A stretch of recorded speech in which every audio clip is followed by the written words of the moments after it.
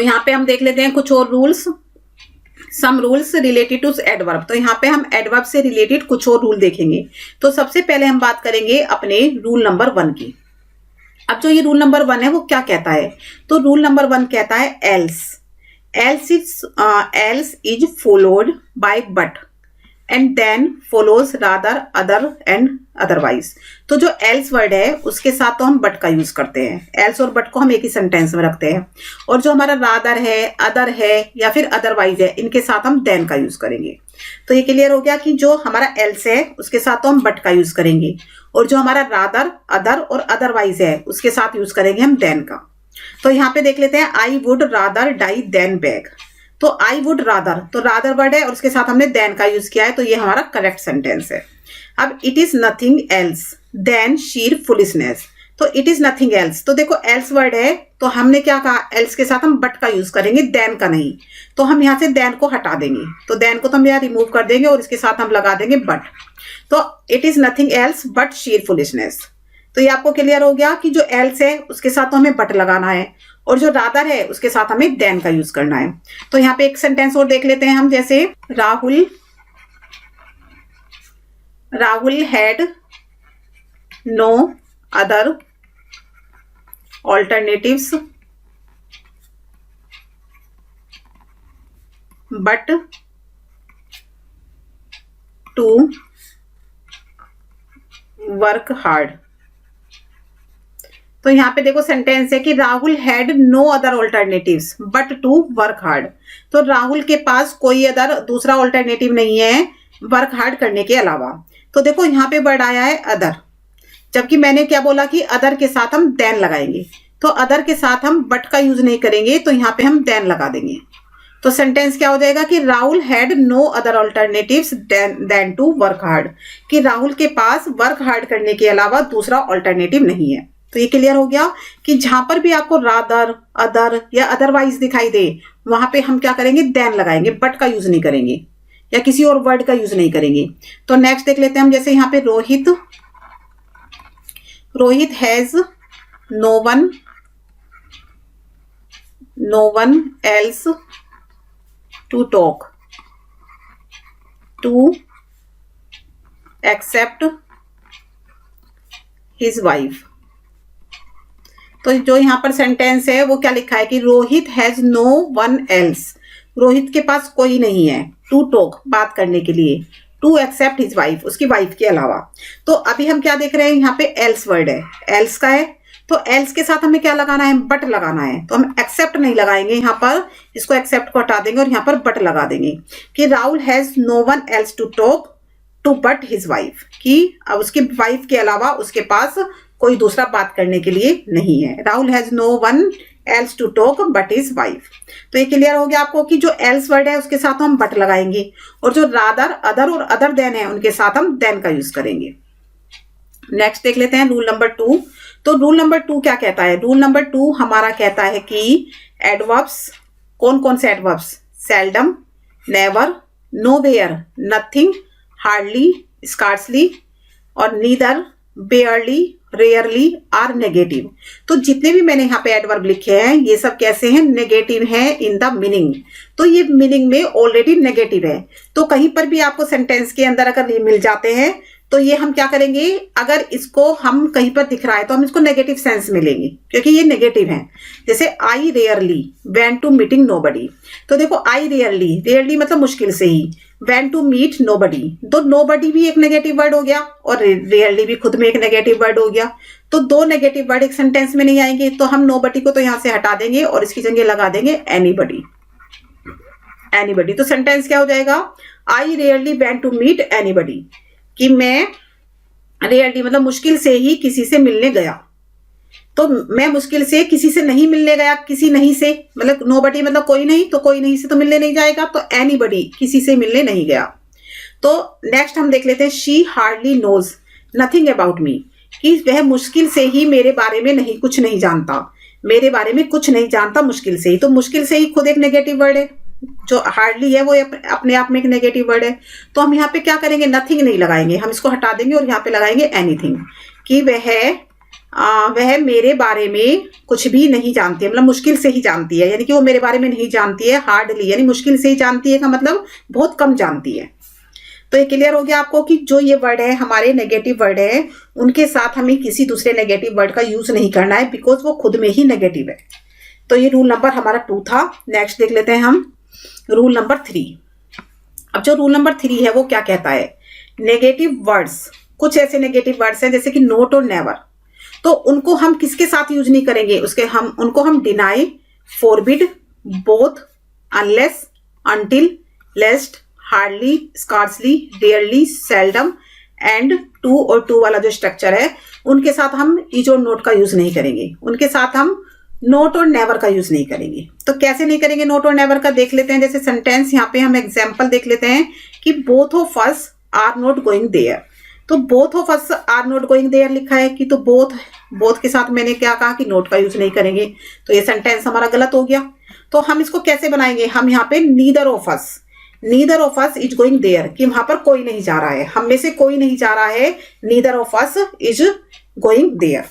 तो समझ में आ गया आपको ये कि हम बोथ और नोट को एक साथ यूज नहीं करेंगे। Unless he will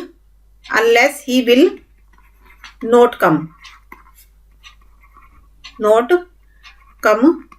I will note go, unless he will note come I will note गो।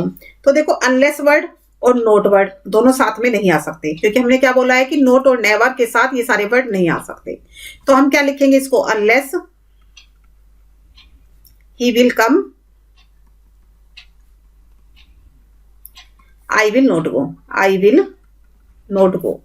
तो ये सेंटेंस बनेगा कुछ ऐसे। तो आपको क्लियर हो गया कि जो अनलेस है वो नोट के साथ नहीं आएगा, यहाँ पे जो बोथ है वो नोट के साथ नहीं आएगा। तो ये वाले वर्ड आपको ध्यान रखने पड़ेंगे, इनको आपको याद करना पड़ेगा कौन कौन से वर्ड है जिनके साथ नोट और नेवर नहीं आएगा। तो कौन से ऐसे वर्ड है वो नेगेटिव वर्ड है, जैसे डिनाई है, फॉरबिड है, बोथ है, अनलेस है, अनटिल, लेस्ट, हार्डली, ये सब नेगेटिव वर्ड है। तो इनके साथ हम नोट का यूज नहीं करेंगे क्योंकि इनके अंदर ही नोट छुपा हुआ है। ठीक है, तो नेक्स्ट देख लेते हैं हम रूल नंबर 4। अब जो रूल नंबर 4 है वो क्या कह रहा है, हमारा एडवर्ब से रिलेटेड जो रूल नंबर 4 है वो क्या कहता है। तो रूल नंबर 4 कहता है कि एडवर्ब, जैसे कि एडवर्ब एज, तो एक एडवर्ब है हमारे पास एज, उसको हम किस किस के साथ यूज करेंगे और किस किस के साथ यूज नहीं करेंगे। तो एज को हम करेंगे regard, describe, define, treat, view और नो के साथ। तो जितने भी मैंने वर्ड यहाँ पे लिखे हैं इनके साथ हम एज का यूज कर सकते हैं, लेकिन name, elect, think, consider, call और अपॉइंट, मेक, चूज, इनके साथ हम एज का यूज नहीं करते। तो यहाँ पे देख लेते हैं कि क्यों नहीं करते हैं इनके साथ। देखो अब ये जो वर्ड है रिगार्ड, तो रिगार्ड मतलब होता है माना जाता है, डिस्क्राइब मतलब वर्णन किया जाता है, डिफाइन किया जाता है, ट्रीट किया जाता है, व्यू किया जाता है। तो एज किसके रूप में, तो इन सब के साथ एज वर्ड का यूज होगा कि रिगार्ड किया जाता है एज इसके रूप में, डिस्क्राइब एज, डिफाइन एज, तो यहाँ पे हम एज का वर्ड यूज करेंगे। ठीक है, तो देख लेते हैं यहाँ पे हम example, I regard him my brother. तो देखो मैंने रिगार्ड वर्ड बोला है कि मैं अपने ब्रदर एज माई ब्रदर, तो यहाँ पे आ जाएगा आई रिगार्ड हिम, मैं उसको अपने ब्रदर की तरह मानता हूं, तो I regard him as my brother. ठीक है, क्लियर हो गया। नेक्स्ट देख लेते हैं, biology has been defined as the study of organism, कि जो बायोलॉजी है उसको डिफाइन किया जाता है किस रूप में, as the study of organism. तो यहाँ पर हम एज लगा देंगे। तो यहाँ पे देखो खुद ही अपने आप से लग जाता है, जब हमें पता है कि यहाँ पे एज लगाना है, डिफाइन के साथ, रिगार्ड के साथ, डिस्क्राइब के साथ एज का यूज होता है, तो यहाँ पे हम एडवर्ब एज का यूज करेंगे। अब कहाँ पर नहीं करेंगे, नाम के साथ नहीं करेंगे, नेम के, इलेक्ट के, थिंक के, तो ये जो वर्ड नीचे लिखे हुए हैं इनके साथ हम नहीं करेंगे। तो इनका भी एक एग्जाम्पल देख लेते हैं हम यहाँ पे, जैसे ही थिंक्स। अब देखो थिंक वर्ड के साथ मैंने बोला कि एज का यूज नहीं करेंगे, तो he thinks her as a फूल, कि वह उसको बेवकूफ की तरह यानी फूल की तरह समझता है, he thinks her as a फूल। तो अब मैंने क्या कहा कि जो थिंक वर्ड है उसके साथ हम एज का यूज नहीं करेंगे, तो एज को हम यहाँ से रिमूव कर देते हैं। तो ये क्या सेंटेंस बन जाएगा, ही थिंक्स हर अ फूल, कि वो उसको एक फूल सोचता है यानी एक बेवकूफ सोचता है। तो यहाँ पे हमें एज नहीं लगाना है। तो ये क्लियर हो गया हो आपको। तो एक और देख लेते हैं यहाँ पे, the principal appointed him as lecturer. तो प्रिंसिपल ने उसको अपॉइंट कर दिया एज लेक्चरर। तो अब हमने क्या बोला कि जो अपॉइंट वर्ड है उसके साथ हम एज का यूज नहीं करते हैं, तो एज को हम यहां से हटा देंगे। एज जो वर्ड है हम इसको यहां से हटा देंगे और सेंटेंस क्या बनेगा कि the principal appointed him lecturer, कि प्रिंसिपल ने उसको लेक्चरर अपॉइंट किया। तो एज लेक्चरर नहीं लिखेंगे यहां, हम हिम लेक्चरर लिख देंगे बस। तो आई थिंक आपको क्लियर हो गया होगा कि कौन से ऐसे वर्ड है जिनके साथ एज का यूज करना है और कौन से ऐसे वर्ड है जिनके साथ एज का यूज नहीं करना है। तो नेक्स्ट रूल देख लेते हैं हम। नेक्स्ट रूल नंबर हमारा 5। तो रूल नंबर 5 हमारा क्या कहता है? रूल नंबर 5 हमारा कहता है कि जो टू और एज वेल, तो जो ये दोनों वर्ड है इनको हम किसकी जगह पर यूज कर सकते हैं? बिसाइड्स, इन एडिशन टू और ऑल्सो। तो इन तीनों वर्ड की जगह पर हम इन दोनों वर्ड का यूज कर सकते हैं, टू और एज वेल का। अब देखो बिसाइड्स, बिसाइड्स मतलब क्या होता है? बिसाइड्स मतलब होता है के अतिरिक्त, के अतिरिक्त। और इन एडिशन टू इसका मतलब भी यही होता है, के अलावा या के अतिरिक्त। और ऑल्सो का मतलब क्या होता है? भी। तो देखो ये क्या, बिसाइड्स, इन एडिशन टू और ऑल्सो, तो ये जो है हमें अफर्मेटिव सेंस देते हैं। तो अफर्मेटिव सेंस के लिए हम इनकी जगह पर टू और एज वेल का यूज कर देंगे। और जो ऑल्सो है, और वो कभी सेंटेंस के लास्ट में भी नहीं आना चाहिए। Also should not be used at the sentence. Also का यूज हम सेंटेंस के बीच में, सेंटेंस के लास्ट में उसको हमें नहीं करना चाहिए। तो एग्जाम्पल के थ्रू इसको समझ लेते हैं कि भाई टू और एज वेल का यूज हम इनकी जगह पर कैसे कर सकते हैं। जैसे she found her bag and money, कि उसको अपना बैग और पैसा मिल गया, तो उसको अपना बैग और पैसा भी, टू यानी भी, तो उसको अपना बैग भी मिल गया और पैसा भी मिल गया। या फिर हम इसको टू की जगह पर एज वेल भी यूज कर सकते हैं, she found her bag and money as well. But यहाँ पर उसको हम यहाँ पर besides, in addition to, also का यूज नहीं कर सकते, बिकॉज ये सेंटेंस के लास्ट में है। तो सेंटेंस के लास्ट में के अलावा, के अतिरिक्त या ऑल्सो की जगह पर हम किसका यूज करेंगे? टू और एज वेल का यूज करेंगे। तो रूल नंबर 5 आई थिंक आपको क्लियर हो गया होगा। नेक्स्ट देख लेते हैं हम रूल नंबर 6। तो रूल नंबर 6 क्या कह रहा है? रूल नंबर 6 हमारा कहता है कि कुछ ऐसे वर्ड जैसे कि सेल्डम और never, seldom if ever, little और नथिंग, लिटिल इफ एनीथिंग, ये सब तो करेक्ट है, यानी कि ये वर्ड करेक्ट है। सेल्डम और नेवर एक साथ आ सकता है, सेल्डम इफ एवर एक साथ आ सकता है, लिटिल और नथिंग एक साथ आ सकता है, या फिर लिटिल इफ एनीथिंग, ये सब तो वर्ड करेक्ट है। बट सेल्डम और एवर और लिटिल और एनीथिंग ये एक साथ नहीं आ सकते। कौन नहीं एक साथ आ सकते? कौन से वर्ड हैं जो एक साथ नहीं आ सकते? सेल्डम और एवर या फिर लिटिल और एनीथिंग। तो ये वर्ड हमारे एक साथ नहीं आ सकते। तो देख लेते हैं सेंटेंस, ही सेल्डम और नेवर। तो ही सेल्डम और never goes to see movie. तो सेल्डम और नेवर हमने एक साथ लिख दिया। अगर हम यहाँ पे यूज करते सेल्डम और एवर का, सेल्डम और एवर, तो ये हमारे एक साथ नहीं आ सकते थे। क्यों नहीं आ सकते? क्योंकि सेल्डम का मतलब होता है कभी कभी और नेवर का मतलब होता है कभी नहीं। तो कभी कभी और कभी नहीं तो हमारे एक साथ आ सकते हैं। बट सेल्डम मतलब कभी कभी और एवर मतलब हमेशा, कभी भी, एवर मतलब कभी भी। तो कभी कभी और कभी भी ये दोनों बिल्कुल अपोजिट हो गए, तो इसलिए एक साथ नहीं आ सकते। तो ये आपको क्लियर हो गया होगा कि कौन से वर्ड हैं जो एक साथ नहीं आ सकते। अब यहाँ पे देखो लिटिल और नथिंग की बात करें हम। लिटिल, लिटिल माने कम और नथिंग मतलब कुछ भी नहीं, कुछ भी नहीं। तो कम और कुछ भी नहीं तो एक साथ आ सकते हैं। बट लिटिल मतलब कम और एनीथिंग मतलब कुछ भी, तो ये एक नहीं आ सकते, कम और कुछ भी, बिकॉज ये अपोजिट है। तो जो ये दो अपोजिट सेंस हमें दे रहे हैं तो वो वर्ड एक साथ नहीं आ सकते। बट जो दो सेम सेंस हमें दे रहे हैं वो एक साथ आ सकते हैं। नेक्स्ट रूल देख लेते हैं हम, रूल नंबर 7। अब रूल नंबर 7 क्या कहता है कि जो वर्ब ऑफ सेंसेशन होते हैं, वर्ब ऑफ सेंसेशन जैसे कि टेस्ट है आपका, स्मेल है, फील है, अपीयर है, सीम है, साउंड है या लुक है, तो जितने भी मैंने वर्ड लिखे हैं ये सब हमारे वर्ड ऑफ सेंसेशन है। तो इनको हम एडजेक्टिव की तरह यूज करेंगे, एडवर्ब की तरह नहीं। तो ये जो वर्ड हैं इनके साथ हम एडजेक्टिव का तो यूज कर सकते हैं, लेकिन इनके साथ एडवर्ब का यूज नहीं कर सकते इनके बाद। तो देख लेते हैं जैसे कैसे। हमारा जो सेंटेंस है, आई लुक ऑनेस्ट, कि मैं दिखता हूं ऑनेस्ट। तो जो लुक है, ये हमारा लुक जो वर्ड है, ये हमारा क्या है? लुक हमारा है वर्ब ऑफ सेंसेशन। ये हमारा वर्ब्स ऑफ सेंसेशन में से एक है, ठीक है। तो ये वर्ब ऑफ सेंसेशन है, वर्ब ऑफ सेंसेशन। तो इसके बाद हम एडजेक्टिव यानी ऑनेस्ट का यूज कर सकते हैं, क्लियरली, बिकॉज ये एडजेक्टिव है, इसको हम इसके साथ यूज कर सकते हैं सेंसेशन के साथ। लेकिन हम क्या, I look honestly, I look honestly, तो ये हमारा क्या है? वर्ब ऑफ सेंसेशन, और ये है हमारा एडवर्ब। तो ये हमारा गलत होगा, क्यों? क्योंकि वर्ब ऑफ सेंसेशन के साथ हम एडवर्ब का यूज नहीं कर सकते।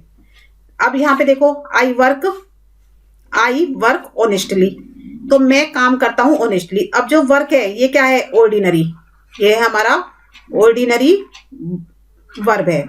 तो ऑर्डिनरी वर्ब के साथ हम एडवर्ब का यूज कर सकते हैं, ऑर्डिनरी वर्ब के साथ हम एडवर्ब का यूज कर सकते हैं। तो ये हमारा करेक्ट होगा। तो हमें सम एंड सबस्टांस क्या निकला कि जो वर्ब ऑफ सेंसेशन है उनके साथ हम एडजेक्टिव रखना चाहिए, ना कि एडवर्ब को। तो यहाँ पे हम एक दो सेंटेंस और देख लेते हैं। यहाँ पे हम एक एग्जांपल और समझ लेते हैं, जैसे आई फेल्ट बैड, कि मुझे बुरा फील हुआ। आई फेल्ट बैड, तो जो फेल्ट वर्ड है ये क्या है? हमारा वर्ब ऑफ सेंसेशन, और ये एडजेक्टिव, तो ये हमारा सही होगा। लेकिन अगर मैं लिखूं कि आई फेल्ट बैडली, तो ये हमारा रॉन्ग होगा। इसकी प्लेस पे मुझे क्या रखना चाहिए? ऑर्डिनरी वर्ब के साथ हम इसको यूज करते हैं, जैसे आई सिंग बैडली। तो सिंग क्या है हमारा? ये ऑर्डिनरी है, ऑर्डिनरी वर्ब है, तो इसके साथ हम एडवर्ब लगा सकते हैं, ये हमारा करेक्ट होगा। तो हमें क्या देखना है कि जो वर्ब ऑफ सेंसेशन है उनके साथ हमें एडजेक्टिव का यूज करना चाहिए, उनके साथ हमें एडवर्ब का यूज नहीं करना चाहिए। तो नेक्स्ट रूल देख लेते हैं, हमारा रूल नंबर 8, एंड आज का जो हमारा ये लास्ट रूल है। तो रूल नंबर 8 क्या कहता है? देखो, manly, masterly, slovenly, friendly, orderly, gentlemanly, sickly, weekly, monthly, ये सब एडजेक्टिव्स है। अभी आप कहोगे कि इनके लास्ट में ly लगा है। जब हमने बताया था कि जो हमारे एडवर्ब होते हैं उनके एडवर्ब ऑफ मैनर, उनके लास्ट में मोस्टली ly लगा होता है। तो देखो यहाँ पे भी ly लगा है, यहाँ पर भी ly लगा है।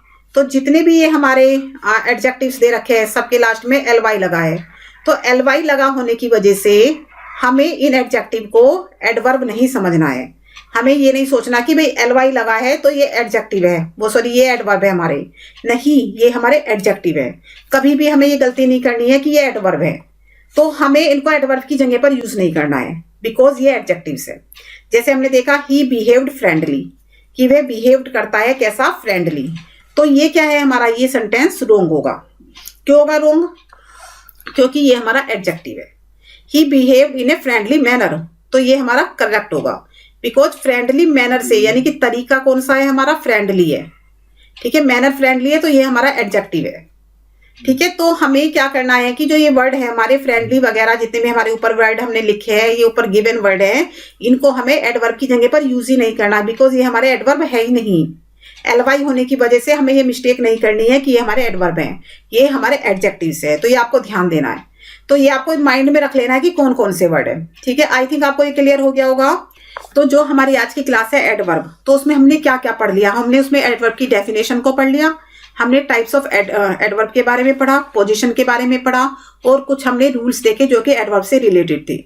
तो आई थिंक आपको ये सारे रूल, ये सारे जितने भी हमने डेफिनेशन, जितने भी हमने एग्जाम्पल पढ़े हैं, तो आई थिंक आपको अच्छे से क्लियर हो गए होंगे। तो अगर आपको मेरी ये वीडियो पसंद आई हो तो प्लीज आप मेरी वीडियो को लाइक करें, शेयर करें और हमारे चैनल को सब्सक्राइब करें। Thank you for watching this video.